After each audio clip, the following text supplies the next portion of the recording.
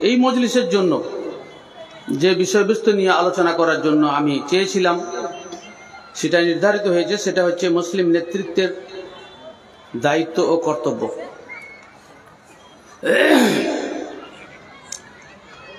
আল্লাহ তাআলার কাছে দোয়া করি আল্লাহ রাব্বুল আলামিন আমার জ্ঞানের ক্যাপাসিটি অনুযায়ী সঠিকটা বলার জন্য তৌফিক দান করেন, এবং যারা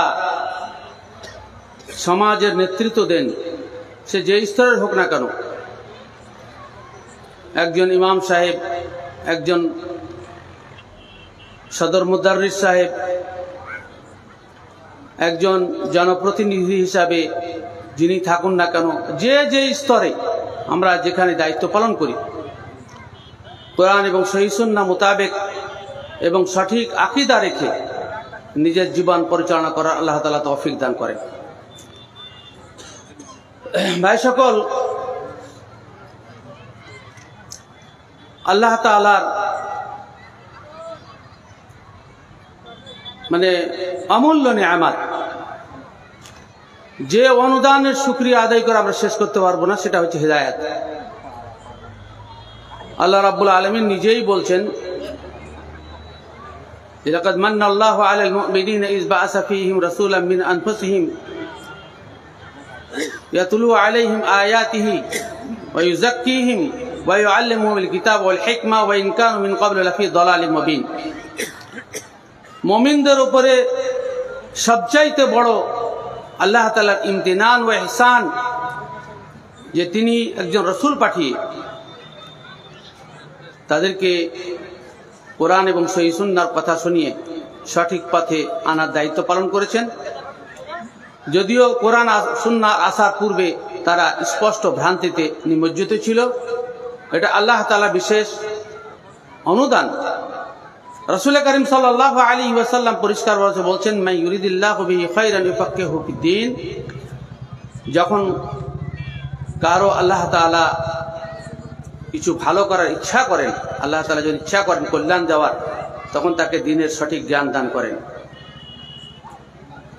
ভারতবর্ষের মুখে অসংখ্য মানুষ, তার মধ্যে আমরা মুসলিম রূপে নিজেকে পরিচিত করে ধন্য যে আমরা যদি এই নিয়ামত না পেতাম, ইসলাম ছাড়া যে সমস্ত মানুষ জীবনযাপন করে তাদের মতোই আমরাও জীবনযাপন করতাম। আল্লাহ তাআলা তা থেকে আমাদেরকে রক্ষা করেছেন। আমি যে আয়াতটি তেলাওয়াত করেছি, আল্লাহ রাব্বুল আলামিন তাতে বলেন, হে নবী আপনি ঘোষণা করে দিন যে ক্ষমতার মালিক, মুলকের মালিক, রাজত্বের মালিক একমাত্র আল্লাহ তাআলা। তিনি যাকে ইচ্ছা রাজত্ব দান করেন, ক্ষমতা দান করেন, নেতৃত্ব দান করেন। ওয়াতানজিউল মুলকা মিম্মান তাশা, এবং যার ব্যাপারে তিনি ইচ্ছা গ্রহণ করেন যে একে ক্ষমতায় রাখা যাবে না, তখন তাকে ক্ষমতায় ছিনিয়ে নেন। আল্লাহ নিজের ইচ্ছায় কাউকে সম্মানিত করেন এবং যাকে ইচ্ছা তিনি অপমানিত করেন। আল্লাহ তাআলা ইজ্জত ও সম্মানের মালিক একমাত্র আল্লাহ রাব্বুল আলামিন। ওয়ালিল্লাহিল ইজ্জাতু ওয়া লিরাসূলিহি ওয়া লিল মুমিনিন ওয়ালাকিন্নাল মুনাফিকিনা লা ইয়ালামুন। এই আয়াত দ্বারা স্পষ্ট ক্ষমতা চেয়ে পাওয়া যায় না, ক্ষমতা আল্লাহ রাব্বুল আলামিন দান করেন। সে মুসলিম হোক কিংবা অমুসলিম হোক, সে যে স্তরের ক্ষমতায় বসে না কেন, আল্লাহ তাকে বসান। আল্লাহ রাব্বুল আলামিন ক্ষমতা বসানোর পিছনে দুই প্রকার উদ্দেশ্য থাকে, মুমিনদেরকে পুরস্কৃত, আর যদি মুমিন ছাড়া অন্য কেউ হন তো তার দ্বারা অপরাধীদেরকে শায়েস্তা করার জন্য আল্লাহ রাব্বুল আলামিন তাদেরকে ক্ষমতায় বসান। সূরা বনী ইসরাঈলে আল্লাহ রাব্বুল আলামিন এ ব্যাপারে বিশেষভাবে ইঙ্গিত প্রদান করেছেন। ক্ষমতা চেয়ে নেওয়া যায় না। ইসলামে ক্ষমতা পরিষ্কার নিষিদ্ধ, ক্ষমতা চাওয়াটা পরিষ্কার নিষিদ্ধ। রাসূল করিম সাল্লাল্লাহু আলাইহি ওয়াসাল্লাম বলেছেন যে লা তাসআলিল ইমারা, ক্ষমতা চেয়েও না। কেননা ফাইন উতিতাহা আন মাসআলাতিন উকিলতা ইলাইহা, তুমি যদি চাওয়ার প্রেক্ষিতে সেটা পাও তো সেটা তোমার জন্য বোঝা হয়ে দাঁড়াবে, তুমি সঠিকভাবে পরিচালনা করতে পারবে না। আর ওয়াইন উতিতাহা মিন গায়রি মাসআলাতিন ওয়াইনতা আলাইহা, তোমার ইচ্ছার বিরুদ্ধে যদি তোমার ক্ষমতা পাও, আল্লাহ রাব্বুল আলামিনের পক্ষ থেকে ফেরেশতা মণ্ডলী তোমাকে সহযোগিতা করেন, আল্লাহর পক্ষ থেকে সাহায্য সহযোগিতা নেমে আসে। ক্ষমতা চাওয়াটা উচিত নয়। মানুষ যদি আল্লাহ যদি ইচ্ছা করেন কারো মানুষের মাধ্যমে কাউকে আল্লাহ নেতা নির্বাচিত করেন, সেটা আল্লাহ তাআলার ব্যাপার।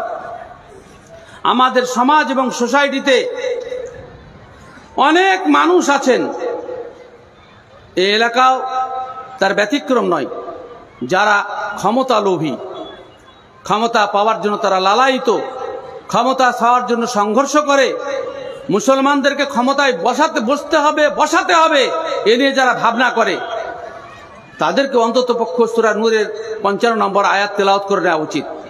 আল্লাহ তাআলা বলেন, ওয়া'দাল্লাহুল লাযীনা আমানু ওয়া আমিলুস সালিহাতি মিনকুম লা ইস্তাখলিফান্নাহুম ফিল আরদ ওয়া লা ইউমাক্কিনান্না লাহুম দীনাহুম আল্লাযী ইরতাযা লাহুম ওয়া লা ইউবাদদিলান্নাহুম মিন বা'দি খাওফিহিম আমনা ইয়াবুদুনা লা ইউশরিকুনা বিশাইয়্যা। আল্লাহ তাআলার অঙ্গীকার যে তিনি যারা প্রকৃত ঈমানদার এবং কোরআন এবং সহিহ সুন্নাহ মোতাবেক ভালো কাজ করে, আল্লাহর ওয়াদা পৃথিবীর প্রতিনিধিত্ব, পৃথিবীর ক্ষমতা আল্লাহ রাব্বুল আলামিন তাদেরকে দান করবেন, যেমন পূর্বের ঈমানদার সাহাবায়ে কিরাম রিজওয়ানুল্লাহি আলাইহিম আজমাইন এবং পরবর্তীদেরকে আল্লাহ তাআলা দান করেছেন। ওয়ালা ইউমাক্কিনান্না দীনাহুমুল্লাযী ইরতাযা লাহুম, এবং যে দ্বীন আল্লাহ রাব্বুল আলামিন তাদেরকে পছন্দ করে দিয়েছেন ইসলাম, সেটাকে বাস্তবায়ন করার জন্য আল্লাহ তাআলা ক্ষমতা প্রদান করবেন। ওয়ালা ইউবাদদিলান্নাহুম মিন বা'দি খাওফিহিম আমনা, আল্লাহ রাব্বুল আলামিন ভয়ের পরিবর্তে নিরাপত্তা দান করবেন। শর্ত একটাই, ইয়াবুদুনানি ওয়ালা ইউশরিকুনা বিহি শাইয়্যা, আল্লাহর ইবাদত করবে আর তাতে শিরক থাকবে না, তাওহীদ প্রতিষ্ঠা করবে। আল্লাহ তাআলা স্পষ্ট বলছেন, ওমান কাফারা বা'দা যালিকা ফাউলাইহিকাল ফাসিকুন। এত ঘোষণা পরে কোনো ব্যক্তি যদি এই নীতিকে, আল্লাহর কথাকে, আল্লাহর প্রতিশ্রুতিকে অস্বীকার করে, ভঙ্গ করে, সে নিয়ম মোতাবেক না চলে, তাহলে তারাই প্রকৃত অর্থে ক্ষতিগ্রস্ত, তারাই প্রকৃত অর্থে অস্বীকারী। ব্রাদার ইসলাম, এই আয়াত দ্বয় দ্বারা এটা সুস্পষ্টভাবে প্রমাণিত যে ক্ষমতা আল্লাহর দান, যে স্তরে হোক না কেন, মুসলিম হোক অমুসলিম হোক, ক্ষমতায় আল্লাহ বসান। যদি দুষ্ট লোক ক্ষমতায় বসে, তাহলে জানতে হবে যে আল্লাহ তাআলা আমাদেরকে সেই দুষ্ট লোক দিয়ে শায়েস্তা করতে চাইছেন, আমাদেরকে অধিকার থেকে বঞ্চিত করতে চাইছেন আমাদের বদ আমলের কারণে। এটা চিরকাল চলে আসছে, আল্লাহ তাআলার এটাই সুন্নাত, এটাই নীতি। যখন আমরা আমলের দ্বারা কলঙ্কিত হয়ে যাব, যখন আমরা কোরআন এবং সহিহ সুন্নাহ মোতাবেক জীবনযাপন করব না, তখন আল্লাহ তাআলা দুষ্ট লোককে নেতা বানিয়ে দেবেন। রাসূল আকরাম সাল্লাল্লাহু আলাইহি সাল্লামের এক লম্বা দুয়ার শেষ অংশ হচ্ছে, ওয়ালা তুসাল্লিত আলাইনা মান লা ইয়ারহামুনা, আল্লাহ এমন লোককে আমাদের উপরে ফিট করিও না, নেতা বানাইও না, যে নেতা আমাদের প্রতি দয়া করবে না। তাহলে বোঝা যাচ্ছে যে আল্লাহ তাআলা ক্ষমতায় বসান, রাসূল দোয়া করছেন দুষ্ট লোককে ক্ষমতায় বসায়ও না আমাদের প্রতি অত্যাচার করার জন্য। অনেক সময় মানুষ একটু খারাপ নেতা হলে তাকে গালমন্দ করে, পরিস্থিতি যদি বিপরীত হয়, অনুকূলে না, এটা আমরা সকলেই জানি। একটা নেতা যদি একটু খারাপ করে, খারাপ সিদ্ধান্ত নেয়, তা আমরা গালমন্দ করি। কিন্তু রাসূল আকরাম সাল্লাল্লাহু আলাইহি ওয়াসাল্লামের হাদিস আমরা জানি না। রাসূল আকরাম সাল্লাল্লাহু আলাইহি ওয়াসাল্লাম বলতেন, লা তাসুব্বুদ দাহার, পরিস্থিতিকে গালি দিও না। যখন যেমন পরিস্থিতি হবে তাকে মানিয়ে নাও, গালি দিও না। আল্লাহ তাআলা বলেন, ইন্নামা আনা দাহার, পরিস্থিতির নিয়ামক হচ্ছে আমি। ভালো পরিস্থিতি তৈরি করা, মন্দ পরিস্থিতি তৈরি করা, এটা আমার কাজ। আল আইয়াম ওয়াল লায়ালি লি উজাদ্দিদুহা ওয়া উবলিহা, রাত এবং দিন নতুন এবং পুরাতন করা আমার কাজ। ওয়া আতিবে মুলুক বাদা মুলুক, এবং একটা নেতার পরে অন্য নেতাকে আমি নিয়ে আসি, এক রাজার পরে অন্য রাজাকে নিয়ে আসি। হাদিসে কুদসি, হাদিস হাসান। সুতরাং আমরা স্পষ্ট রূপে এর দ্বারা বুঝতে পারছি যে নেতা আল্লাহ তাআলা নির্বাচন করেন, আর নেতৃত্ব চেয়ে নিয়ে যায় না। নেতা আল্লাহ তাআলা যাকে পছন্দ করেন করেন, আর এটা আল্লাহ রাব্বুল আলামিনের একটা বড় অবদান। রাসূল কারীম সাল্লাল্লাহু আলাইহি ওয়াসাল্লাম বলেন, দিনের জন্য দুই প্রকারের গুণ অত্যন্ত খারাপ। একটা মানুষের দিন বিধ্বংসী, তার দিনটাকে ধ্বংস করার জন্য দুই প্রকারের চরিত্র যদি থাকে, এটা সবথেকে বেশি খারাপ। আল্লাহ রাসূল সাল্লাল্লাহু আলাইহি ওয়াসাল্লাম বলেন, মা যিবান জায়ান উরসিলা ফি গরামিন বিআফসাদা লাহা মিন হিরসিল মারই লিমালিহি ওয়া শারাফি লিদীনি। দুটো ক্ষুধার্ত বাঘকে যদি একদল ছাগলের মধ্যে ছেড়ে দেওয়া হয়, দুটো ক্ষুধার্ত বাঘ, তাদেরকে চরম খিদে লেগেছে, এমন দুটো ক্ষুধার্ত বাঘকে যদি একদল ছাগলের মধ্যে ছেড়ে দেওয়া হয়, তো ওই বাঘ দুটো ছাগলের দলের অতটা ক্ষতি করে না, নিজে ক্ষতির শিকার হয় না, যতটা ক্ষতির শিকার করে দুই প্রকার লোক। একটা হচ্ছে যার দুনিয়ার সম্পদের প্রতি লোভ বেশি, আর যার নেতা সাজার ঝুঁক বেশি। তার দিনের জন্য এটা খুব ক্ষতিকর। যে ব্যক্তি নেতৃত্ব নেওয়ার জন্য যে কোনো মূল্যে, যে কোনো চেষ্টাতে নেতা হওয়ার চেষ্টা করে, তার দিন ধ্বংস হওয়ার জন্য এটাই যথেষ্ট। কেননা তার পদকে বাঁচিয়ে রাখার জন্য, তার পজিশনকে বাঁচিয়ে রাখার জন্য সে সর্বাত্মক প্রচেষ্টা করে। এটা আমাদের দেশে নতুন ইতিহাস নয়। বামফ্রন্টের আমলে, বামফ্রন্টের বিদায় লগ্নে, নির্বাচনের পূর্বে মুহূর্তে, বামফ্রন্টের মুখ্য সচেতক, নাম ভুলে গেছি কে ছিলেন, বিমান বসুই ছিলেন, অনিল, যাই হোক, উনি বিধানসভাতে যে বিবৃতি দিয়েছিলেন যে আমাদের 40 বছরে প্রায় 50,000 লোক খুন হয়েছে, 50,000 লোক খুন হয়েছে, তার মধ্যে 45,000 মুসলমান। আমার খুব মনে আছে, সেই পুরাতন যুগের রেকর্ড এবং খবরের কাগজ যদি আপনি উঠান অবশ্যই পাবেন। মুসলমানরা শুধু ক্ষমতা দখলের জন্য লড়াই করেছে একে অপরে, কে নেতা হবে, এখনো সেই ট্র্যাডিশন অব্যাহত। আল্লাহ সাল্লাল্লাহু আলাইহি ওয়াসাল্লাম বলছেন, হিংস্র বাঘের থেকেও এরা হিংস্র। যারা সম্পদের পিছনে লোভ, মানে সম্পদের যাদের লোভ বেশি, গরিব মরল না খেয়ে বেঁচে আর কিছু নাই, ও বড় লোক হতে হবে। আল্লাযীনা কাফারু ইয়াতামাত্তাউন ওয়া ইয়াকুলুনা কামা তাকুলুল আনআম ওয়ান নারু মাসওয়াল লাহুম। যারা পরকালে অবিশ্বাসী, তারা দুনিয়াটাকে ওভাবে উপভোগ করে যেমন জানোয়ার উপভোগ করে। জানোয়ার উপভোগ করে কেমন করে? টাটকা ফসল, গোটা মাঠ ভর্তি আছে, একটা চাষির কত মেহনত এবং অর্থ তাতে ব্যয় হয়। আপনি একটা ছাগলকে ছেড়ে দেন, তো আর শুধু যেহেতু পেট চাই, ও পেট ভর্তি চাই, ও একবারও হিসাব করবে না চাষির মেহনতের কথা, একবারও হিসাব করবে না চাষির অর্থ ব্যয়ের কথা। ওর পেট ভরুক, আচ্ছা তারা খেয়ে নেবে, ওর মাথা খারাপ। সেরকম যত বড় লোক আছে গরিবকে শোষণ করে বড় লোক হয়। গরিব মরলো বাঁচলো। আজকে যত ডাক্তার, যত ইঞ্জিনিয়ার, সব কষায় গরিব মারার, সব মানে পুরো যন্ত্র এরা সব। এদের ভিতরে কোনো মায়া দয়া কিছু নাই। সম্পদের যাদের লোভ বেশি, আর নেতা হওয়ার যাদের ঝুঁক বেশি।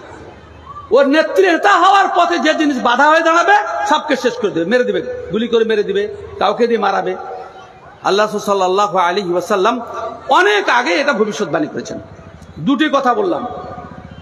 এক নম্বর কথা আবার রিপিট করছি, নেতৃত্ব আল্লাহর পক্ষ থেকে আসে। দুই নম্বর কথা বললাম, নেতৃত্ব চেয়ে নেওয়া যাবে না। আর যারা নেতৃত্ব চেয়ে নেয়, তাদের চরিত্র ঠিক এই প্রকৃতির, আর তারা কোনো সাহায্য সহযোগিতা পাবে না। ব্রাদার ইসলাম,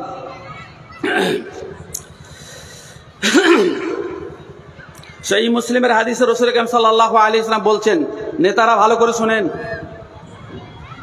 নেতারা ভালো করে শুনেন, যারা যে স্তরের নেতা আছেন ভালো করে শুনেন। আল্লাহ রাসূল সাল্লাল্লাহু আলাইহি ওয়াসাল্লাম বলছেন, আদ-দুনিয়া হুলওয়াতুন খাদিরা আল্লাহু মুস্তাখলিফুকুম মিনহা ফায়ানজুরু কাইফা তা'মালুন ফাত্তাকুদ দুনিয়া ওয়াত্তাকুন নিসা ফাইন্না আউওয়ালা ফিতনাতিন ফি বানি ইসরাঈল কানাত ফিন নিসা। সহিহ মুসলিমের হাদিস। রাসূল আকরাম সাল্লাল্লাহু আলাইহি ওয়াসাল্লাম বলছেন, দুনিয়া চরম মিষ্টি, এর আকর্ষণ চরম, আর আল্লাহ তোমাদেরকে ওখানে বসিয়েছেন, দুনিয়াকে তোমাদের হাতে কন্ট্রোলে দিয়েছেন এই উদ্দেশ্যে যে তোমরা কেমন কাজ করছো, কেমন আমল করছো। দুনিয়ার আকর্ষণে, অর্থের লোভে নেতৃত্ব পাওয়ার জন্য পৃথিবীতে বিপর্যয় সৃষ্টি করা, এটা আল্লাহ তাআলার প্রদত্ত নিয়ামতের অবমাননা।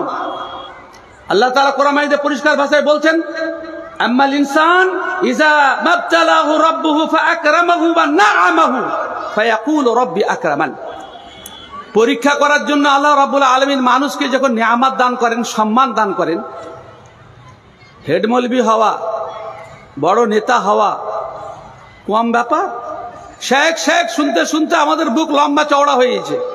শেখ তো আমাকেও কম বলে না, আমরা ফাইজিকেও শেখ বলার লোকের অভাব নাই, শেখ আপনাকেও বলতে লেগেছে। তো এই যে এই মিষ্টি কথা শুনতে গিয়ে আমরা যে বেলুনের মতো ফুলে উঠছি, এটা বলার অপেক্ষা রাখে না। নেতা হওয়া, পদমর্যাদার অধিকারী হওয়া, এ যদি আল্লাহ তাআলার নিয়ামত আমাকে সঠিকভাবে কাজ করতে ভাবনা যদি না থাকে, লোকের ভালো মাছ রান্না করা ভালো মাথাটা আগে আমার কাছে আসবে, খাসির মাংসটা আমার কাছে আসবে, আগে মৌলভী সাহেবকে দিয়াই তারপরে খাবি। বাড়ির গার্জেন মেয়ে ছেলে পর্যন্ত বলে আগে মৌলভীকে দিয়াই। এই যে প্রাপ্তি, এটা যদি পরকালের স্বার্থে না হয়, দিন মানে যদি কাজ না করেন, তো আল্লাহ রাব্বুল আলামিন তুইজ্জু মান তাশা ওয়া তুযিল্লু মান তাশা, যেমন সম্মানিত করেছেন তেমনি অপমানিত করবেন। আমরা উলামায়ে কেরাম আমাদের মতো কাজ না করার কারণে, কোরআন এবং সহিহ সুন্নাহর মতো চলার কারণে পাবলিক আমাদেরকে নাক ছিটকায়। অর্থবান লোকেরা আমাদের পরিণতি দেখে স্কুল মাদ্রাসাতে ছেলে পড়তে দিচ্ছে না, বলছে যে মাদ্রাসায় গেলেই তো ফকির হবে, ফকিরি বিদ্যা। এত এলমে দ্বীন, আল্লাহ তাআলার বিধান, যার মোকাবেলা করার কেউ নেই, সেই বিদ্যা শিক্ষা অর্জন করছে না। তথাকথিত অর্থ যাদের আছে, বুদ্ধিজীবীরা নিজের ছেলেকে দেয় না শুধু আমাদের আচরণের কারণে। এটা অসম্মান নয়, এটা অবশ্যই অসম্মান। যদি আমাদেরকে ভালোবাসতো তাহলে নিজের ছেলেকে অবশ্যই দিত, আমাদেরকে অসম্মানই মনে করে। যদি আন্ডা পাওয়াটাই ভাবো যে তোমার সম্মান, সেটা ভালো কথা। তুমি সম্মানিত তখনই হতে যখন তোমার ফলোয়ার হতো, তোমাকে অনুসরণ করে আরো ছেলেদেরকে দিত। আজকে ডাক্তার হওয়ার নেশা কেন? ডাক্তারে গিয়ে পয়সা আছে, ওরা প্রমাণ করেছে যেখানে পয়সার জগৎ, সেখানে ডাক্তার করছে সব। আমরা প্রমাণ করতে ব্যর্থ হয়েছি, আলেমেরা জিন হচ্ছে সেরা। আমরা নেতৃত্বের অবমাননা করেছি। হুযায়ফা রাদিয়াল্লাহু তাআলা আনহুর একটা মাওকুফ হাদিস মিশকাতের কিতাবুল ইলমের প্রথমেই আছে, সেই বুখারী হাদিস। হুযায়ফা রাদিয়াল্লাহু তাআলা বলছেন, ভালো করে শুনেন নেতার দলেরা। হুযায়ফা কি কে বলছেন? ইয়া মাশারাল কুররা, হে আলেমের দল, হে শিক্ষিত মানুষের দল, ইস্তাকিমু, সোজা হয়ে যাও, ভালো হয়ে চলো। ফাকাত সুবিকতুম সাবকা বা ফাকাত সাবাকতুম সাবকা, মারুফ ও মাজহুল দুটোই পড়া হয়েছে। তোমাদেরকে আল্লাহ তাআলা অগ্রণী বানিয়েছেন, লোক তোমাদের ফলোয়ার্স হবে। লাইন আখাযতুম ইয়ামিনা ওয়া শিমালা, তোমরা যদি ডানে বামে চলতে শুরু করো, লাকাদ যালালতুম যালালান বাঈদা, তাহলে তোমরা পথভ্রষ্ট হয়ে যাবে। সুতরাং নেতা হওয়া খুব কঠিন। নেতা যদি সঠিকভাবে না চলে, তার অবস্থা কিয়ামতের দিন কি হবে আমি পরে বলছি ইনশাআল্লাহুল আজিজ।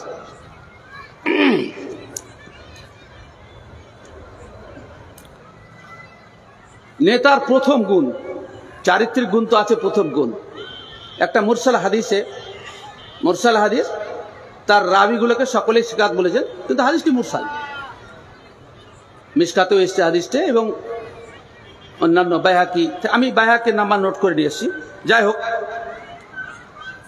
নাম্বার বলা আমাদের ভাই আনোয়ার হক ফাইজি বেশ রক্ত করে ফেলেছেন। ডাক্তার জাকির নায়েকের পরে এই সুন্নাত চালু হয়ে গেছে, তো আমার দ্বারা হয় না। যাই হোক, এটা আমার দুর্বলতা। ধরে ওমর রাদিয়াল্লাহু তাআলা আনহু কি বলেছিলেন জানেন? নিজের গভর্নরদেরকে, আমাদের যারা জনপ্রতিনিধি আছে, আমি কিছু শব্দ অ্যাভয়েড করছি, আপনারা হয়তো বুঝতে পারছেন কি শব্দ অ্যাভয়েড করছি। মনসুর সাহেব, জনপ্রতিনিধি বলছি, কি শব্দ অ্যাভয়েড করছি? কি শব্দ অ্যাভয়েড করছি বলেন না গো, আপনি তো পলিটিক্যাল সায়েন্সের লোক, বলেন। আমি এমএলএ কিন্তু একবারও বলছি না, কিংবা বিধায়কও বলছি না, কেননা এটা শরীয়তের দিক থেকে চরম আপত্তিকর শব্দ। জনপ্রতিনিধি, জনপ্রতিনিধি বলবো। আমার যেখানে আপত্তি শব্দ ব্যবহার কেন করবো? Member of legislative assembly Bangla মানে আপনি কি করেন তা জানি না, কিন্তু আমার মানে শুনেন। মেম্বার অফ লেজিসলেটিভ অ্যাসেম্বলির বাংলা মানে আমি করেছি আইন তৈরি করা কারখানার সদস্য। ঠিক বে ঠিক লাই, শ্রুতি মধুর যেটা হবে সেটাই মানে করেছি, অনেক রকম মানে করা যেত। হ্যাঁ, আইন তৈরি করা কারখানার সদস্য। কিন্তু আল্লাহ তাআলা নিজে বলছেন ইনুল হুকমা ইল্লা লিল্লাহ, মানুষের উপর হুকুম চলবে একমাত্র আল্লাহ।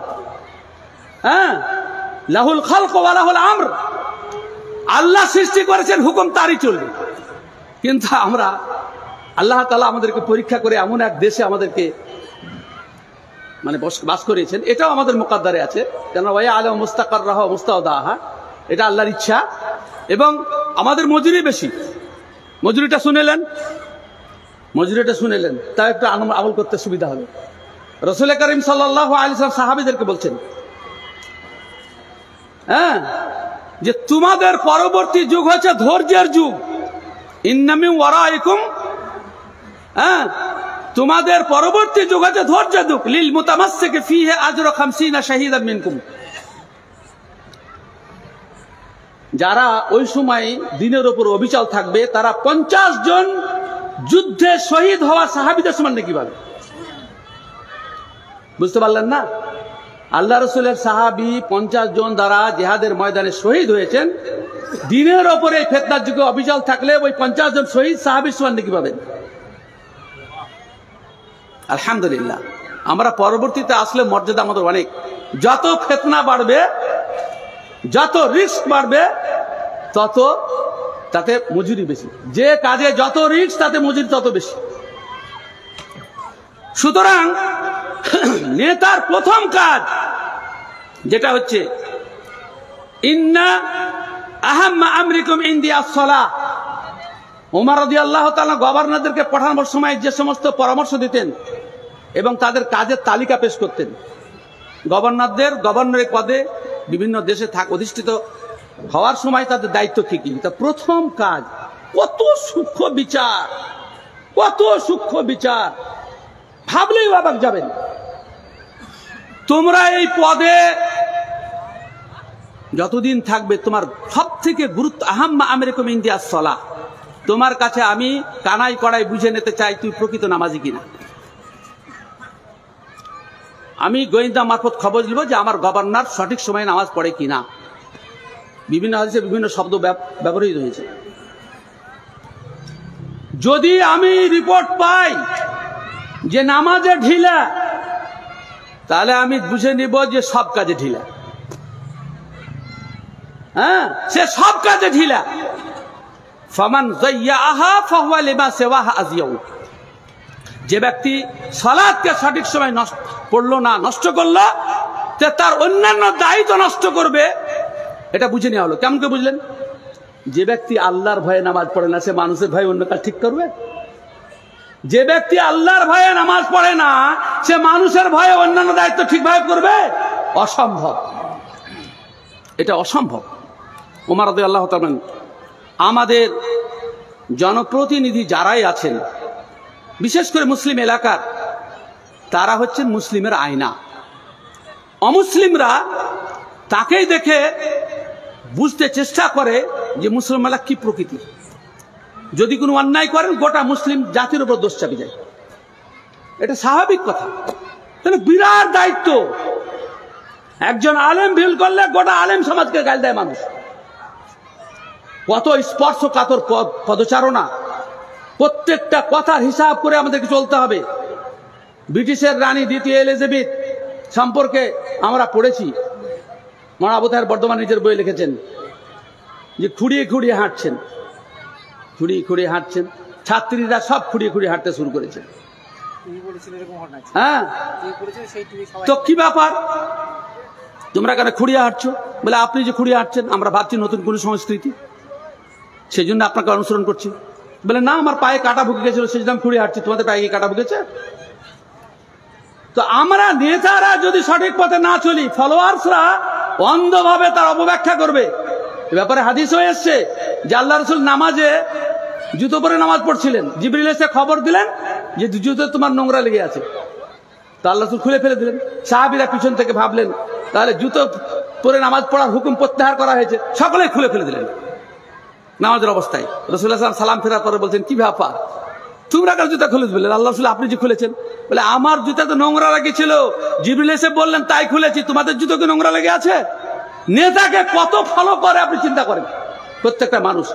সুতরাং নেতা একার ভুল নয়, গোটা কমিউনিটির ভুল। যে এলাকার যে নেতা, সে এলাকার বাপ যেমন ছেলেদের জন্য নেতা, মা যেমন বাচ্চা কাচ্চাদের নেতা, হাদিসে স্পষ্ট এসছে। সব ফলো করে বাপকে, মাকে ফলো করে, বাপ মাকে অত্যন্ত ঠিক হতে আবাওয়ানি হাফিদানিহি ওয়া মাজ্জাসানি ওয়া নাসরানি ওয়া ইশরিকানিহি, হাদিসে স্পষ্ট এসছে। ইহুদি বানায়, খ্রিস্টান বানায়, বেনামাজি বানায়, বাপ বেনামাজি ছেলে বেনামাজি। অনেক বুড়া বাপ আছে একটু হেদায়েত পেয়েছে, নামাজ পড়ছে, এবার ছেলে নামাজ পড়ার খুব আফসোস করছে, ছেলেকে বলছে, তো বলছে তুমি তো 60 বছর বয়সে নামাজ ধরেছো, আমার 60 বছর হতে দাও, তখন আমি পড়বো। তোমার তো 60 বছরের অতীত, তো সব বেনামাজির অবস্থায়, তা আমাকে এক্ষুনি কেন বলছো? এখন তো সময় আছে, তোমার স্তরে আমি পৌঁছে তো ঠিক ধরে নেবো নামাজ। তাহলে আপনি কিভাবে নিজের ছেলেকে বেনামাজি বানাচ্ছেন, কিভাবে ছেলেকে বিপদগামী করছেন, সেটা তো বুঝতেই পারছেন।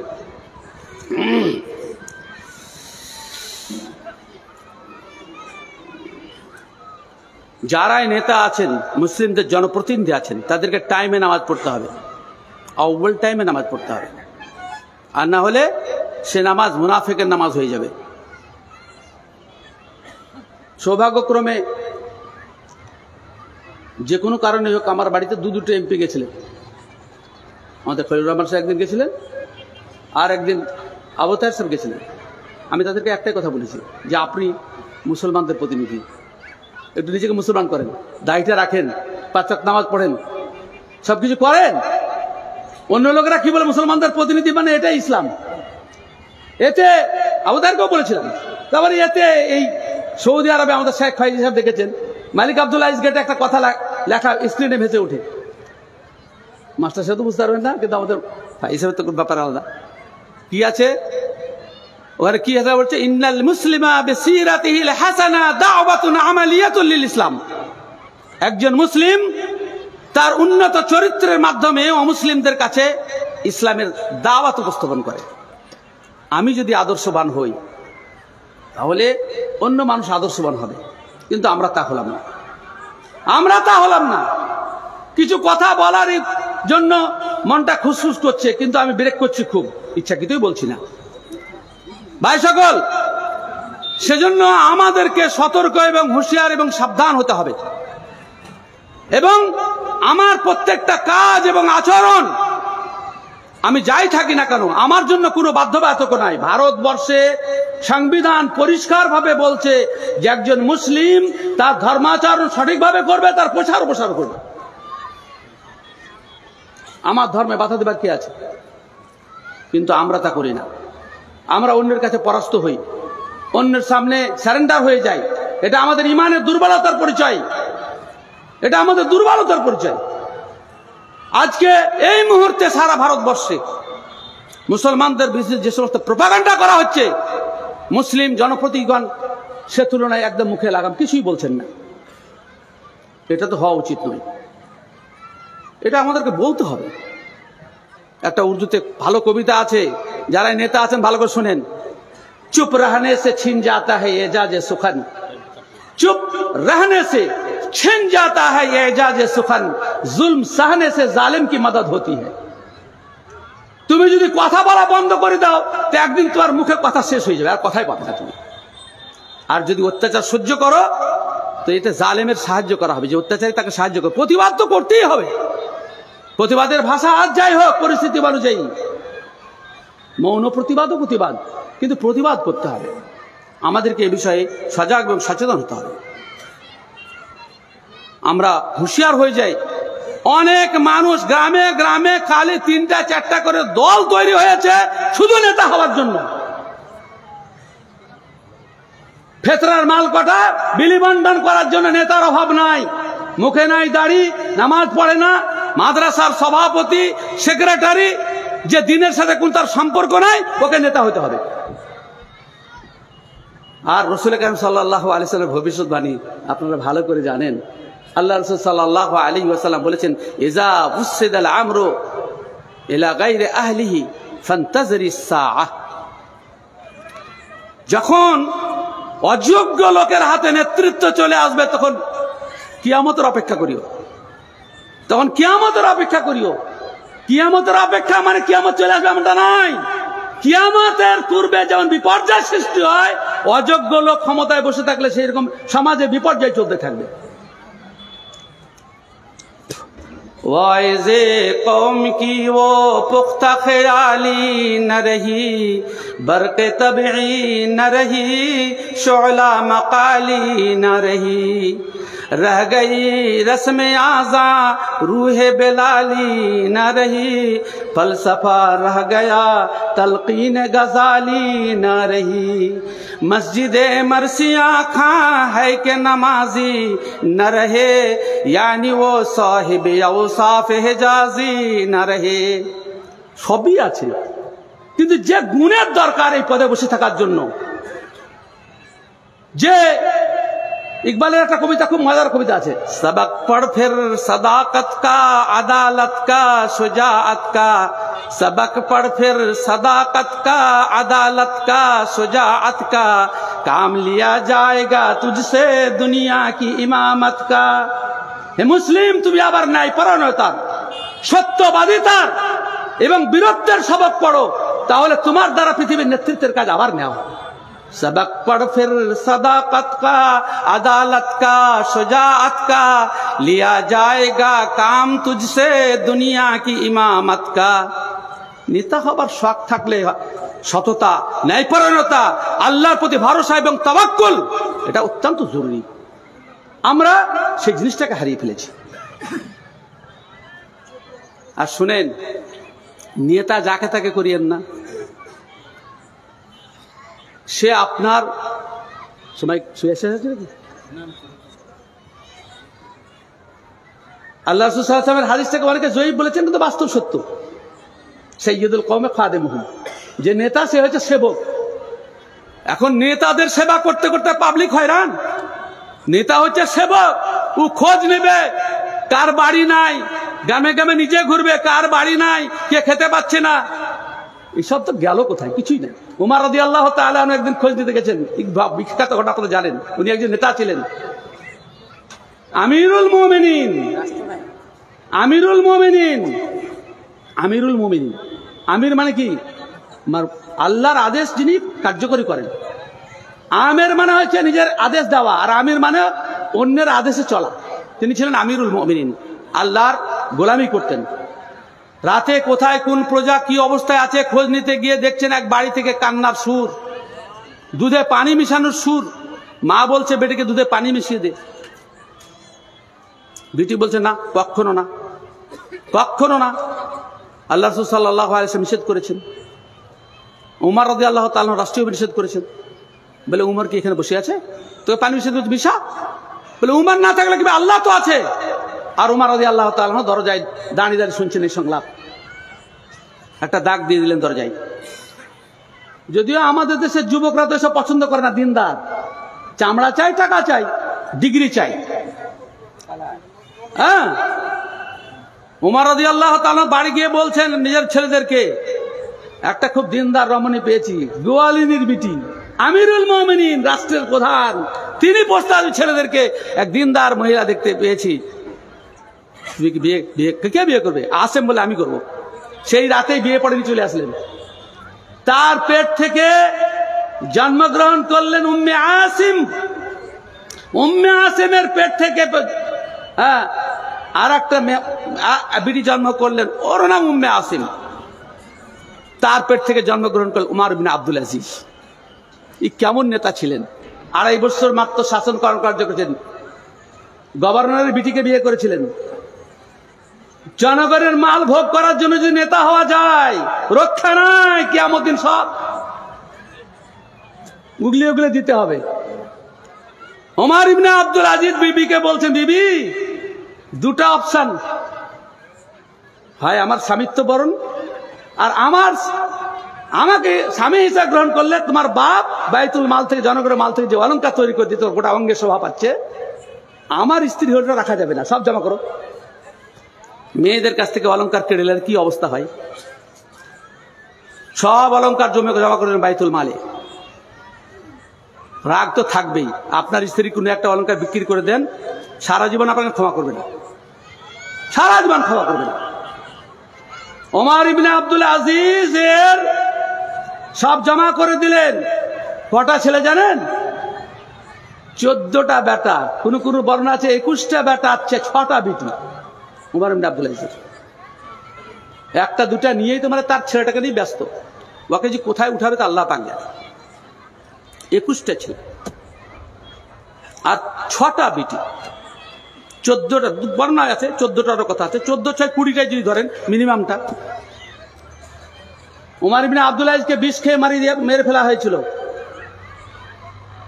বিষ খেয়ে মারা হয়েছিল। কিচ্ছু কোন প্রকার সম্পদ 2.5 বছর যাবৎ মুসলিম জাহানের শাসন কার্য পরিচালনা করেছিলেন। ওমর বিন আব্দুল আজিজের বাড়িতে এক্সেস কোনো খাবার ছিল না। সরকারের পক্ষ থেকে যে ভাতা নির্ধারণ করা হয়েছিল, তার বিবি কিছু কিছু জমা করে ছেলেদেরকে কিছু ভালো খাওয়াবেন বলে জমা করে রেখেছেন। ওমর বিন আব্দুল আজিজ বুঝতে পারলেন যে খাবারের পরে এক্সেস কিছু থাকছে, তো অতটা ভাতা কমিয়ে দিলেন। বলে বাড়তি হচ্ছে, তার মানে এটা অতিরিক্ত, ওটা কম করে দাও। হায়রে আমাদের নেতা, জনগণের কত যে টাকা খাচ্ছে তার তো কোনো হিসাব কিতাব নাই। কি করে যে সেদিন যে উগলাবে তা আল্লাহ পাকই জানে। হ্যাঁ, ওমর ইবনে আব্দুল আজিজের বিবি, যাই হোক আমি পিছনকার ঘটনা বলতে যাচ্ছি না, বিষ খাইয়ে মারা হয়েছে, ছটপট করছেন। ওমর ইবনে আব্দুল আজিজের বিবি উঠে বলছে, আমার স্বামী অবিভক্ত মুসলিম জাহানের বাদশা, তার এতগুলি সন্তান, এদের ভবিষ্যৎ নিয়ে কিছুই তার ভাবনাতে নাই। একটা ছেলের জন্য কোনো প্রকার কোনো কিছু ছেড়ে গেলেন না। আশ্চর্য ব্যাপার। অবিভক্ত মুসলিম জাহানের বাদশা, সুদূর সিন্ধু নদের উপত্যকা থেকে ইউরোপ পর্যন্ত, ইউরোপ, আফ্রিকা, ছেলেদের জন্য 5 পয়সা জমা নাই। ওমর বিন আব্দুল আজিজের বিবি অভিযোগ করছে, দুঃখিত যে আমার স্বামী ছেলেদেরকে নিয়ে কিছু ভাবেনি। আজকে যারা শ্রোতা আছে, আজকে যারা আপনারা শ্রোতা আছেন, এই ঘটনা এখানে মাঝখানে একটা অ্যাড চলে আসে না, সেরকম অন্য কথা বলছিল, আসে না, একটা অ্যাড চলে আসে, তো মাঝখানে অনিচ্ছাকৃত না ইচ্ছাকৃত। রাসূল আকরাম সাল্লাল্লাহু আলাইহি ওয়াসাল্লাম বলেছেন, শাইখুল হাদিস সাহেব, বুখারী হাদিস, আইয়াকুম মাল ওয়ারিসি আহাব্বু ইলাইহি মিন মালি। তোমাদের মধ্যে কেমন আছে যে ওয়ারিসের মালকে, পরের মালকে নিজের মাল থেকে বেশি ভালোবাসে? সাহাবায়ে কেরাম বললেন যে না, আমরা সবাই তো নিজের মালকে ভালোবাসি। বলে আল্লাহ রাসূল বলতে, তোমার নিজের মাল তো 3টা, তুমি যা খেলা, যা পড়লা, যা দান করলা, এটা তো তোমার মাল। ওমা তারাকা ফাহুয়া লিওয়ারাসাতিহি ফাইন্না যাইবুন ওয়া তারিকুল লিওয়ারাসাতিহি। আর যা ছেড়ে গেল সব তো পরের মাল। আমি একটা হিসাব আপনাদেরকে দিই, অন্ধকারে চেহারাগুলো দেখা যাচ্ছে না, ভালো লাগছে না, যাই হোক একটা হিসাব দিই। আজকে রাত্রে গিয়ে ঘুমাবার সময় ছেলেদের জন্য কতটা ছাড়ছেন, আর আপনার নিজের জন্য কতটা স্টক করেছেন, একটু হিসাব করবেন। যদি দেখা যায় যে আপনি আপনার গোটা লাইফে দিনের কাজে, দানের কাজে বা ভালো কাজে খরচ করেছেন, সেগুলোর পরিমাণ যা ছেড়ে যাচ্ছে তার থেকে বেশি হয়, তাহলে আপনি আত্মঘাতী মানুষ, নিজের ক্ষতি করছেন, নিজের ক্ষতি করছেন। ছেলে ছেলে ছেলে ছেলে ছেলে ছেলে মুরগিগুলাকে দেখেছেন, মুরগিগুলাকে একটু বড় হলে ঠুকুর মেরে তাড়িয়ে দেয়, যা চুরি খাগা। আর এই মানুষ এত বুদ্ধিমান জিনিস, ও ছেলেকে খাটাবে না, আর বাপের যতদিন আছে খাটতে চাহে কিন্তু ওর ছেলের ভবিষ্যৎ নষ্ট করে দিলে সবকিছু নষ্ট করে দিলে। যাই হোক, অন্য কথায় চলে গেছিলাম। এই মাঝখানে এটা একটা কি বলে গো, দুই বাক্যের মধ্যখানে থাকলে কি বলে ওকে ইংরেজিতে? দুই বাক্যের মধ্যখানে নতুন একটা বাক্য প্রবেশ করলে তাকে কি বলে ইংরেজিতে?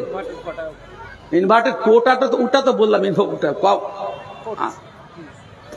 আমাদের আরবিতে বলে জুমলাই মুতারেজা, অর্থাৎ দুই বাক্যের মধ্যখানে একটা বাক্য প্রবেশ করে গেছে, ওর ওই বাক্যের সাথে কোনো সম্পর্ক নাই, নতুন একটা বাক্য সেন্টেন্স ঢুকে গেছে। আপনাদের ইংরেজিতে এরকম থাকবে। যাই হোক, ইনভার্টেড কমার মাধ্যমে তাকে ইন্ডিকেট করা হয় যে এটা ওই বাক্যের সাথে সম্পর্ক নাই, কিন্তু ওই বাক্যটার নাম কি আমি ওটা জানতে চাইছি। আমি যেটা বলতে যাচ্ছি, ওমর ইবনে আব্দুল আজিজের 14 আর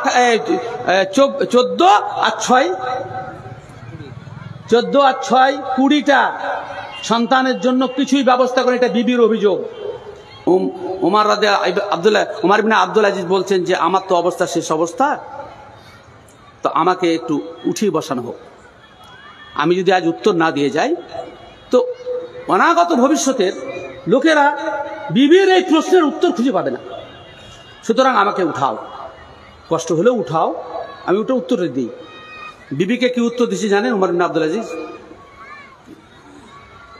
ওমর ইবনে আব্দুল আজিজ বলছেন, বিবি শোনো, আমার ছেলেরা যদি, আমি যদি তাদেরকে সৎ হিসাবে, সালেহ হিসাবে, ভালো মানুষ হিসাবে তাদেরকে প্রতিপালন করে থাকি, তা আল্লাহ রাব্বুল আলামিন এমন লোকেদের জন্য প্রতিশ্রুতি দিচ্ছেন, ফাল্লাহু ইয়াতাওয়াল্লাস সালিহিন, নেক লোকেদের অভিভাবক হচ্ছেন আল্লাহ। যার হাতে সারা পৃথিবীর সম্পদ, তিনি হচ্ছেন আমার ছেলের অভিভাবক। তাদেরকে আর কোনো অভাব থাকতে পারে? দিবি, আমি যদি ছেলেদেরকে ঠিকভাবে পালন করে থাকি, আর যদি অন্যথা হয় তাহলে তো আমি তাদের ব্যাপারে কিছুই করতে পারবো না। কানানের ব্যাপারে নূহ আলাইহিস সালাম দোয়া করতে গেলেন, তো আল্লাহ তাআলা টেকনিক দিয়ে বলছেন, লা তাসাল বিমা লাইসা লাকা বিইলম, যে বিষয়ে তোমার জ্ঞান নেই, নূহ একবারও কোনো কথা বলবে না। ইন্নাহু লাইসা মিন ইবনিকা, তোমার ছেলে নাই, ইন্নাহু আমালুন গায়রু সালিহ, তার আমল ঠিক নাই, তার আকীদা ঠিক নাই, সে তোমার বেটাই নয়। আল্লাহ বলেন বেটাই নয়, নিজের বেটাকে। আমাদের সমাজে যে সমস্ত মানুষ আছেন, আপনি একজন নেতা, আপনার ছেলে নামাজ পড়ে না, আপনার ছেলে তামাশা করে, শরীয়ত বিরোধী খেলাধুলা করে, তামাশা করে, আর আপনি খুব ভালো বাপ, ছেলে কিছু বলেন না, তাদের কাছে খারাপ হবেন না। ওমর ইবনে আব্দুল আজিজ বললেন যে আমার ছেলে যদি অসৎ হয় তাহলে তাদের জন্য আমি কিছু ভাবতে পারি না, বলে শুয়ে গেলেন আর মারা গেলেন। ঐতিহাসিকগণ লিখছেন, নেতার মৃত্যুর পরে মুসলিম সমাজের নেতৃবৃন্দ, যারা নেতা তৈরি করেন, তারা সমর্থন করেন, তারা একত্রিত হলেন যে পরবর্তী নেতা কাকে নির্ধারণ করা যায়। ওমর ইবনে আব্দুল আজিজের সব ছেলেকটার উপর নজর পড়ল, আর প্রত্যেকটা প্রদেশের এক একজনকে গভর্নর বানিয়ে দেওয়া হলো। গভর্নরের আর খাবারের অভাব থাকে? হ্যাঁ, আমরা আল্লাহ তাআলার সিদ্ধান্তকে চ্যালেঞ্জ করে নিজেরাই বড় হব, নিজেরাই ক্ষমতা দখল করব, এই ভাবনাতে আমরা পরিচালিত হচ্ছি। এটা অত্যন্ত দুঃখের, অত্যন্ত বেদনার। আমরা অন্যায়কে সাপোর্ট করছি, অন্যায়কে প্রতিপালন করছি, অন্যায়ের বিরুদ্ধে কথা বলতে পারছি না, যে কোনো কারণে হোক হক কথা বলতে পারছি না।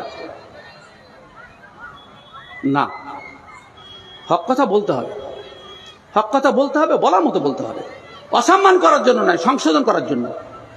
যদি কাউকে অপমান করার উদ্দেশ্য থাকে তাহলে তাকেও আল্লাহ তাআলা শাস্তি দিবেন। না, অপমান করার জন্য নয়, সংস্কার করার জন্য, সংশোধন করার জন্য। আজকে সব ছেড়ে দিলাম, আমরা মুর্শিদাবাদের মুসলমান, বিশেষ করে শামসেরগঞ্জের মুসলমান বলে আমরা মডেল তৈরি করতাম ইসলামের নিয়ম অনুযায়ী, বিশ্ব তাকিয়ে দেখত। কিন্তু না, আমাদেরকে দেখে ভয় পাচ্ছে, আমরা সন্ত্রাসবাদী। আপনারা জানেন যে বামফ্রন্ট সরকারের বদান্যতায় এবং পুলিশের অনুগ্রহে আব্দুল্লাহ সালাফি দুবার জেলে গেছে। আমি যখন 2002-এ জেলে নিয়ে যাই, তখন আব্দুল গাফফার বলে ওসি ছিলেন এই শামসেরগঞ্জের। সিমি যখন নিষিদ্ধ হয়, সিমির কালান্তর পত্রিকার সম্পাদক ছিলেন আব্দুল্লাহ। ওকে খুঁজে না পেয়ে আমি এক বুড়াকে বলে এই আব্দুল্লাহ হবে বলে আরবার অ্যারেস্ট করলেন। কত বদমাশ দেখেছি, চিন্তা করেন। আব্দুল গাফফার ওসি এখানকার কালান্তর পত্রিকার সম্পাদক আব্দুল্লাহকে না পেয়ে নামের সাথে সিমিলারিটি থাকার জন্য 2002 আমাকে অ্যারেস্ট করছে। হ্যাঁ, আব্দুল গাফফার, আপনাকে শুনিয়ে ইতিহাস স্মরণ করে দিলাম। জানে না মেলা লোকে।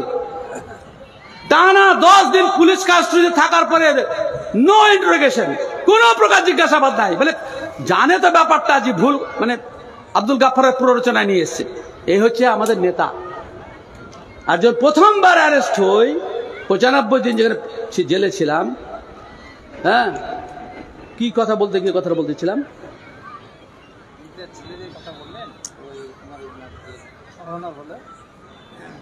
কি প্রসঙ্গে বলছিলাম ভাই, অন্যদিকে চলে গেলাম। কোন শ্রোতা আছে? হ্যাঁ, তো হলো, আমি অন্য কথা বলতে যাচ্ছি। যাই হোক, আউযু বিল্লাহি মিনাশ শাইতানির রাজিম। তো আমাদেরকে আমরা হ্যাঁ মনে পড়েছে, মনে পড়ে গেছে। বহরমপুরের পুলিশ সুপার রাজেশ মিশ্র তখন ছিলেন 2002-এ।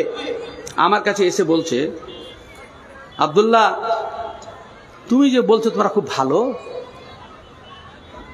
আশা করি সকলেই শুনছেন, আর পুলিশেরা যে আছে তো ভালো করেছে, ওরাও শুনছে। তোমরা যে বলে খুব ভালো, তো বহরমপুর জেলে এখন 1600 কয়েদি, সে সময়ে 1600 কয়েদি, তো 1400 জন মুসলমান আর 200 জন হিন্দু। তোমরা ভালো, তা জেলে এত কেন? কি উত্তর দিবেন বলেন?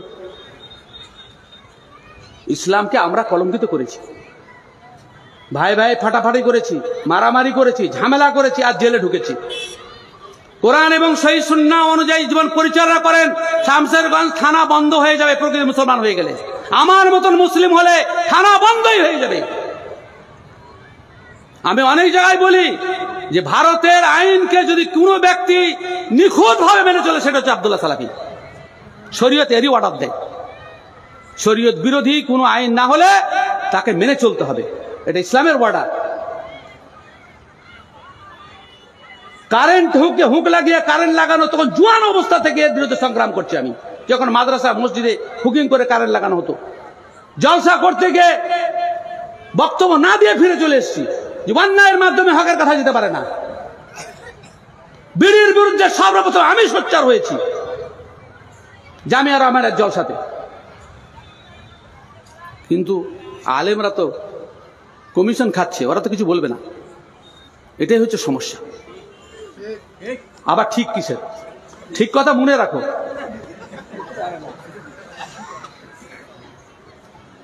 এ বাংলাদেশ নয়, বাংলাদেশের শ্রোতারা খুব তৎপর ব্যাপারে। ঠিক,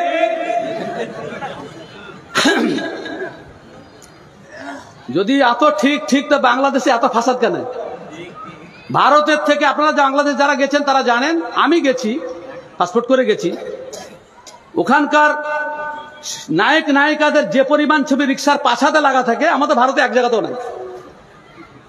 সব রিক্সার পাছাতে উলঙ্গ নায়ক নায়িকাদের ছবি। মুসলিম দেশে, ভারতবর্ষে দেখবেন একটা রিক্সাতে আছে, তো করতে পারে। হ্যাঁ, আলহামদুলিল্লাহ, ভারত অনেক বেশি ভদ্র। কোন রিক্সাতে কোন গাড়িতে নায়ক নায়িকাদের উলঙ্গ ছবি নাই, আলহামদুলিল্লাহ, এদিক থেকে খুব ভালো। হ্যাঁ, আর ওখানে নৌকাতে রিক্সাতে লাশাইতে যাবেন তো কোন এমন একটা রিক্সা পাবেন না যেখানে নায়িকার বক্ষ উন্মুক্ত অবস্থায় বিরাজ করছে। হ্যাঁ, এই তো আমাদের মানে মুসলিমদের আদর্শ। যাই হোক, উমার ইবনে আব্দুল আজিজের 18টা বেটার গল্প শুনলেন। 14টা বেটা, 6টা বিটি। ইখতিলাফ আছে, 21টা বেটার কথাও এসছে বিভিন্ন রওয়ায়েতে। ওমর বিন আব্দুল আজিজের মজার ঘটনা শুনেন, আর তার আগে আমি একটা ঘটনা বলছি, তাহলে আপনার ঘটনা বুঝতে সুবিধা হবে।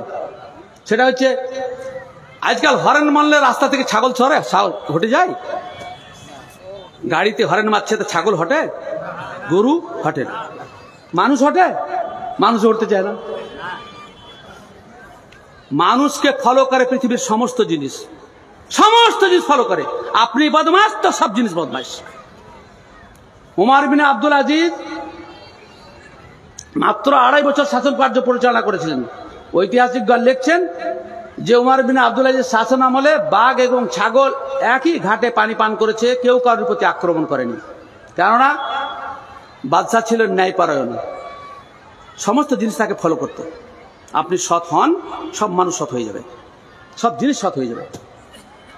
একদিন হঠাৎ করে বাঘ ছাগলের উপর আক্রমণ করলো। রাখালগুলো বলছে, কি ব্যাপার রে, আমাদের দেশের নেতা কি মারা গেছে নাকি? এবং তাকে মেরে ফেলা হয়েছে। আক্রমণ করছে মানে মেরে ফেলা হয়েছে। টাইমটাকে নোট করলো। নোট করার পরে শহরে গিয়ে খোঁজ নিচ্ছে যে আমাদের বাদশার খবর কি, ওগুলোকে বিষ খাইয়ে মেরে ফেলে হয়েছে। তাহলে 2.5 বছর যাবৎ বাঘ ও ছাগলে এক ঘাটে পানি পান করে, যেহেতু নেতা সৎ ছিলেন, কেউ কারোর প্রতি আক্রমণ করেনি। যখন জুলুম শুরু হলো, ওখানেও জুলুম শুরু হয়ে গেল। নিজে ভালো হন, বহিনের হক দিবেন না, মা বাপের অধিকার দিবেন না, প্রতিবেশীকে সম্মান করবেন না, পকেটে মার, লুটতারাজ, হারামখোরি, বেঈমানি, তা আপনি এর থেকে ভালো পরিবেশ থেকে পাবেন? আপনাদেরকে যে হাদিসটা শোনাবার কথা বলছিলাম, নেতা যারা যে স্তরে আছেন, মা বাপ থেকে শুরু করে যে স্তরে আছেন, মাদ্রাসার হেড মৌলভী সাহেব, আপনি ভুললেন না যে আমাকে দেখে বলছে, খবরদার কথা বলবেন না। আপনি কথা ভাবেন না যে আপনাকে দেখে বলছি, আমি আমভাবে বলছি। কিন্তু ভাই, আমার নিয়তে আপনার দিকে একটুকু নাই না। মানুষ তো শয়তানকে বলতে পারে যে আমাকে লক্ষ্য করে বলছে, সেজন্য আমি আগে ক্লিয়ার বলছি, আমার নিয়তের ভেতরে কোনো প্রকার জটিলতা নেই। আপনাকে লক্ষ্য করে বলছি, আমভাবে বলছি। আমাদের বন্ধু মানুষ, যারাই নেতা, রাসূল কারীম সাল্লাল্লাহু আলাইহি ওয়াসাল্লাম বলছেন, সহিহ বুখারীর হাদিস এবং অন্যান্য সমস্ত হাদিস গ্রন্থে হাদিসটা এসেছে, মা মিন আবদিন ইস্তারআহু আল্লাহু রাইয়াতান, এটা বুখারী হাদিসে পর্যন্ত। আর অন্য হাদিস আছে, কালিলাতান কানাত আও কাসীরাতান ফালাম ইয়াখুদহা বিনাসিহাতিন ইল্লা লাম ইয়াজিদ রাইহাতাল জান্নাহ। যে কোনো মানুষ তার অধীনে আল্লাহ রাব্বুল আলামিন কিছু অনুগামী দিয়েছেন। যে কোনো মানুষ, অল্প হোক কিংবা বেশি হোক, যে যেমন ব্যক্তি তাকে তেমন দিয়েছে। মাঠে যদি 5টা রাখাল থাকে, তার মধ্যে একজন হেড থাকে। আমরা তো গরু চড়িয়েছি, দীর্ঘদিন গরু চড়িয়েছি, ক্লাস 6-এ পড়া পর্যন্ত গরু চড়িয়েছি। দূরে দূরে চলে যেতাম, তখন কি জঙ্গল, তার আনন্দটা কি! ফিরিয়ে দাও আমার শৈশব, অনেকে বলে না, ফিরিয়ে দাও আমার শৈশব। তখনকার আনন্দ, এখনকার এই টেকনিক্যাল যুগে, যান্ত্রিক যুগে সে আনন্দের কোনো মূল্য নেই। শুধু ভু ভা মাস্তানি,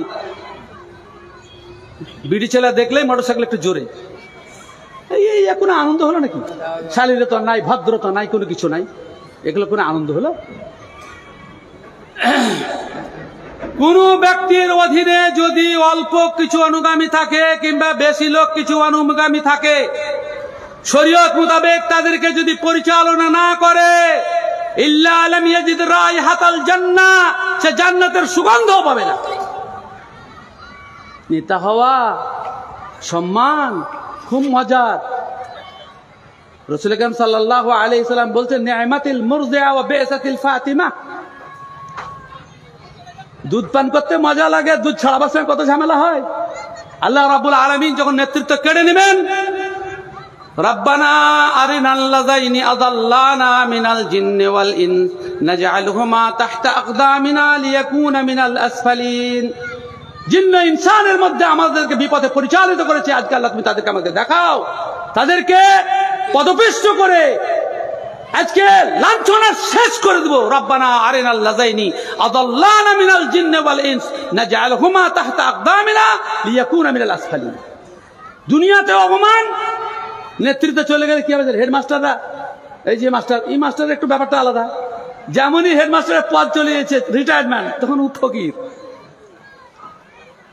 আল্লাহ তাআলা কোনো জিনিস যখন ক্ষমতা হারিয়ে যায় তখন তার অসহায় অবস্থা হয়ে যায়, অসহায় অবস্থায়। আল্লাহ রাসূল সাল্লাল্লাহু আলাইহি ওয়াসাল্লাম বলছেন নি'মাতিল মুরদিয়া, ভোগ করতে খুব ভালো লাগে, আর যখন আল্লাহ ক্ষমতা কেড়ে নেন বিইসাতিল ফাতিমা, ওই পরিস্থিতি অত্যন্ত খারাপ।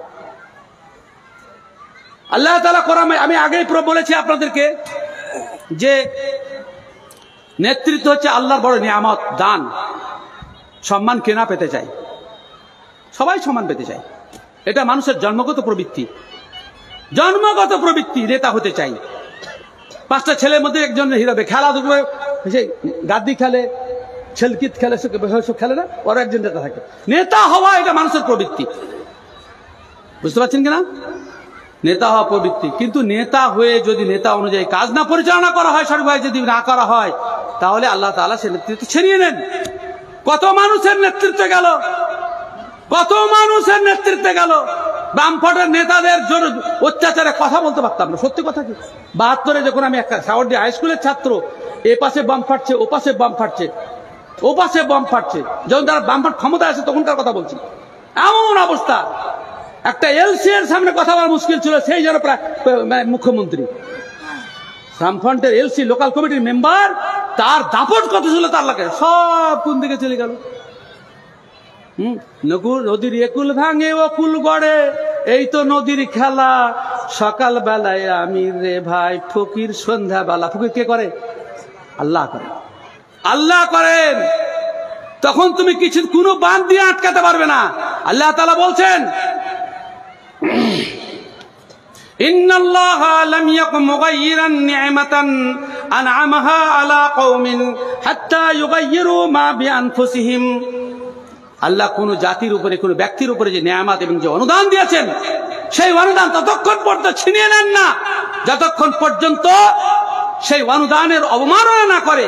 সে ভাবে কারণের মতো ইন্নামা উতিতু মিন ইলমিন ইনদি, আমি আমার জ্ঞান, আমার মেধা, আমার প্রভাব, প্রতিপত্তি, অর্থ, ক্ষমতার দ্বারা আমি করেছি। অনেক লোক অনেক কথা বলে, বুদ্ধিমান থাকলে ইশারায় বুঝে নেবেন। বুদ্ধিমান থাকলে আমি সবকিছুর নাম লিখছি না। আল্লাহ তাআলা কোরআনে কি বলতে জানেন? ওয়ালাউলা দাফউল্লাহিন নাস বা'যহুম বিবা'যিন লাহুদ্দিমাত সাওয়ামি ওয়া বি'উ ওয়া সালাওয়াতু ওয়া মাসাজিদু ইযকারু ফিহা ইসমুল্লাহি কাসীরা।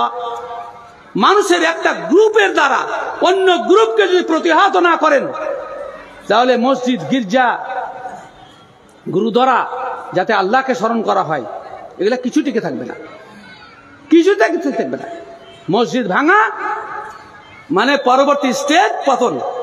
এটা আল্লাহর কথা, আমার কথা নয়, আমার কথা নয়। জুলুম যত করো, হ্যাঁ, কিন্তু পতন অবশ্য হবে। হিমিয়ারির একটা বই আছে, কিতাবুল হাইওয়ান, আল্লামা হিমিয়ারির, দিমিয়ারির একটা বই আছে, কিতাবুল হাইওয়ান।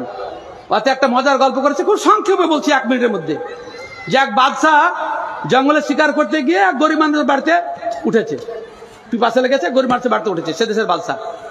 তো দেখছে খুব দামি গাই, বলে গরিব মানুষের বাড়িতে গাই কেন স্বভাব হবে, আমার বাড়িতে স্বভাব হবে, এই গাইটাকে কিনে করে নিতে হবে। দুধ দোয়ালো, সেদিন প্রচুর দুধ হয়েছে, নিয়ত খারাপ করলো, পরবর্তী দিন দুধ দোয়াচ্ছে তো অর্ধেকেরও দুধ নাই। তবে কি ব্যাপার, যে জায়গায় গরু চড়াতে গেছিলে, গরুটাকে নিয়ে গেছিলে অন্য পূর্বের দিন, আজকে কি সে জায়গায় নিয়ে যাওনি? বলে হ্যাঁ নিয়ে গেছিলাম, ওইভাবেই খেয়েছে, দুধ এত কম কেন? তখন এই বাড়ির মালিক কি বলছে জানেন? নেতারা ভালো করে শুনেন। বাড়ির মালিক বলছেন, মাওলানা আব্দুল সালাম বাস্তবিতে ইসলামী খুতবাতে গল্পটা নকল করেছেন। হ্যাঁ, বাড়ির মালিক বলছেন, মনে হয় আমাদের দেশের বাদশার নিয়ত খারাপ হয়েছে। সরাসরি বলছে, বাদশা যাওয়ার বাড়িতেও জানি না, পাড়া গ্রামের লোক। বলে তোবা, আমার নিয়ত খারাপের কারণে দুধ কমে গেল। আচ্ছা ঠিক আছে, তোবা করলে আল্লাহর কাছে যে আমি নিয়ত খারাপ করবো না। তারপরে দিন আবার গরু চড়াতে গেল, ও বাড়িতে আছেই পরিস্থিতি দেখার জন্য। এবার তৃতীয় দিন গাইদ হয়েছে প্রথম দিনের মতো দুধ। তখন ওই বাদশাহ মন্তব্য করেছিল, ইসলামী খুতবাতে লিখেছেন মাওলানা আব্দুল সালাম বাস্তবী, ইন্নাল মুলকা ইয়াবকা মাল কুফর ওয়ালা ইয়াবকা মা'আজ যুলম। দেশে যদি আল্লাহর পূজা না হয়, অর্চনা না হয়, তাও দেশ টিকতে পারে। কিন্তু পরস্পরের অধিকার যদি হরণ করে, জুলুম করে, হিংসা বিদ্বেষ করে, তাহলে অটোমেটিক বরকত কমে যাবে। সব আমার চাই এই ভাবনা নয়, সকলকে নিয়ে মিলেমিশে খাই, এটা হবে নেতার গুণ ইনশাআল্লাহুল আজিজ। সময় বোধহয় শেষের দিকে। এই জলসা সম্পর্কে দুটা কথা না বললে আব্দুল্লাহ সালাফের পেট তো অন্যরকম করছে, দুটা কথা বলতেই হবে। খারাপ কথা নয়, ভালো কথা। আল্লাহ তাআলা আমাদের নিয়াতের মধ্যে পবিত্রতা দান করেন। তার আগে সেই মুসলিমের একটা হাদিস শুনেন আর হাসান বাসারির একটা কথা শুনেন, পরবর্তী কথা বলবো বলে আমার বক্তব্য শেষ করবো ইনশাআল্লাহ। আল্লাহ তাআলা হাদিসে কুদসিতে বলছেন যে মান আমিলা আমালান আশরাকা ফীহি মাই গায়রি তারাকতুহু ওয়া শিরকাহু ওয়া আনা মিনহু বারিয়ুন। কেউ যদি কোনো কাজ করে আর আমি ছাড়া অন্য কোনো যদি উদ্দেশ্য থাকে, তাহলে আমি তার কর্মকে প্রত্যাখ্যান করে তাকেও প্রত্যাখ্যান করে দিই। ওয়া আনা মিনহু বারিয়ুন। আর জুনায়েদ বাগদাদির মূল্যবান কথা শুনেন, খুব মূল্যবান কথা। উনি বলছেন, আলেমরাও শুনেন, সাধারণ মানুষও শুনেন। ওয়ালাউ আন্না আবদান আতা বিফতিকারি আদম ওয়া জাহাদ আইয়ুবা ওয়া যুহদ ঈসা ওয়া ইতাআত ইয়াহইয়া ওয়া ইস্তিকামাত ইদ্রিস ওয়া বুদ্দিল খলিল ওয়া খুলুকিল হাবিব ওয়া কানা ফি কলবিহি যাররাতুন লিগায়রি আল্লাহি তাআলা ফালাইসা লিল্লাহি হাজা। এত লম্বা ইবারতের মানে খালি আমি সামারি করছি। আদম আলাইহিস সালাম থেকে শুরু করে নবিয়না মুহাম্মদ সাল্লাল্লাহু আলাইহি ওয়াসাল্লাম পর্যন্ত যত নবী এসেছেন, প্রত্যেক নবী বিশেষ বিশেষ মানে গুণের আধার ছিলেন, গুণের অধিকারী ছিলেন। এই সমস্ত গুণ যদি কোনো মানুষ নিজের মধ্যে একত্রিত করে নেয়, একটা মানুষ আদমের মতো এবং পরবর্তী নবীদের মতো যত গুণ ছিল সবকে জমা করে নিয়েছে। নবী সাল্লাল্লাহু আলাইহি ওয়াসাল্লামের মতো গুণ জমা করে নিয়েছে, একটা মানুষ এত ভালো হয়ে গেছে। কিন্তু ওয়া কানা ফি কলবিহি যাররাতুন লিগায়রিল্লাহি তাআলা, অনুপরিমাণ পরিমাণ যদি আল্লাহ ব্যতীত অন্যের সন্তোষের জন্য কাজ করে থাকে, এত ভালো আমের ফালাইসা লিল্লাহি হাজা। আল্লাহর কোনো দরকার নেই, আল্লাহর কোনো প্রয়োজন নেই।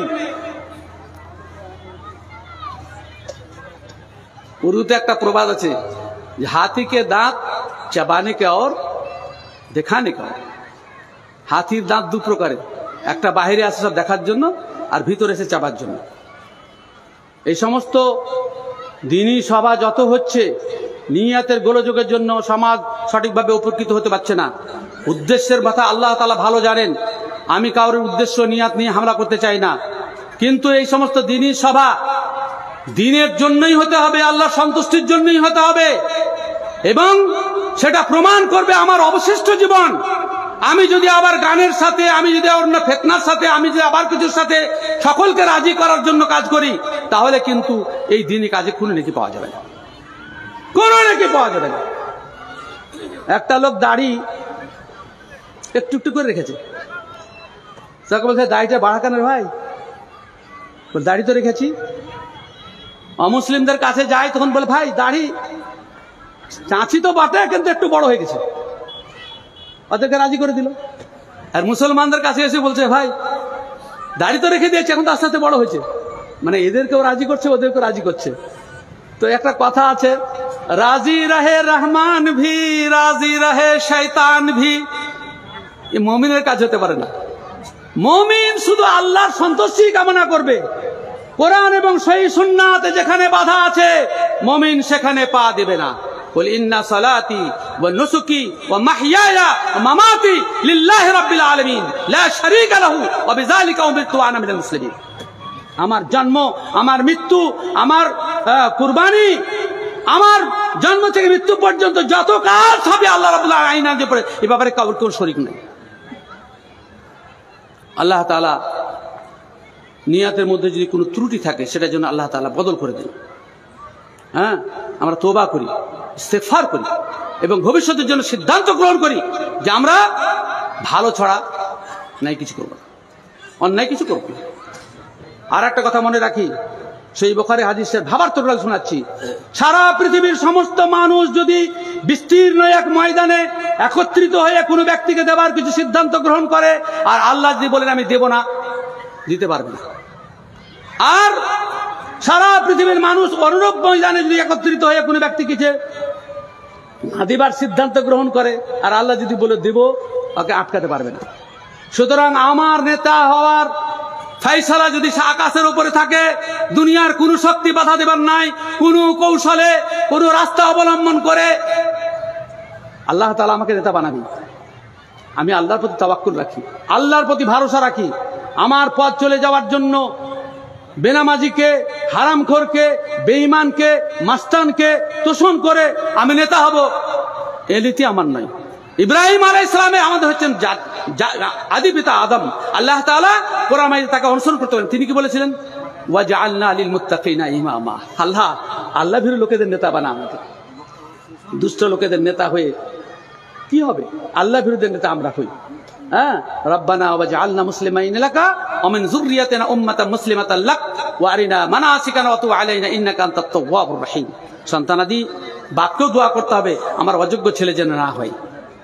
হাঁক পাক করে খেলে গিয়ে বিবির কাছে শুয়ে বাচ্চা হয়ে গেলে সে বাচ্চা ভালো হবে না। প্রস্তুতি থাকতে হবে। পরবর্তী প্রজন্ম আল্লাহর ইবাদতকারী হবে।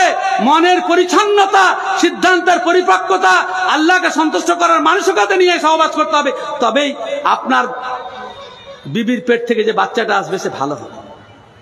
আগে থেকে নিয়তটাকে ঠিক করতে হবে আমাদেরকে। যাই হোক, আল্লাহ তাআলা ইচ্ছা ছিল,